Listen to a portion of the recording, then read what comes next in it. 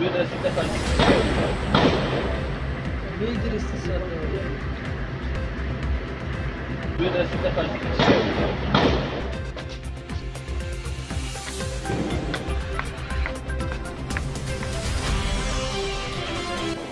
مابس د پیښې نه د ننګرهار حوزوي روغتون ته تر دې دمه 43 تنه ټپیان او 60 تنه جسدونه راوړل شوي دي. په جسدونو او ټپیانو کې ملکي نظامي او بندیان هم شامل دي او امکان لري چې دا تعداد او ارقام تغییر هم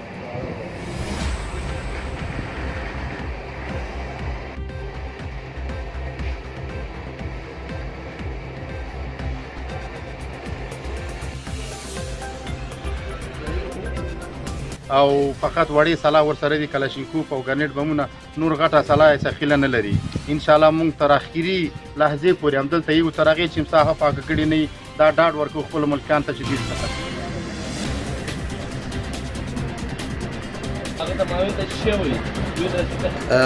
جمله محبوسین چې په دغه محبس کې وو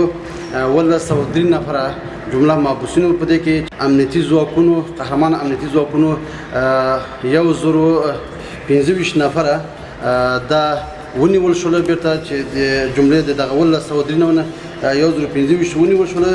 430 نفره چې دا اوس فعلا په محبس کې وو چې دې ته هم نجات ورکړل شو 6 نفره مجروح دي. نو اوس هم حیات راغی موږ دغه محبوسین د حیات موازه کې به ټول بیرته تسلیم کړو او دې سره به هغه قانوني کړنې به ورسره وشي.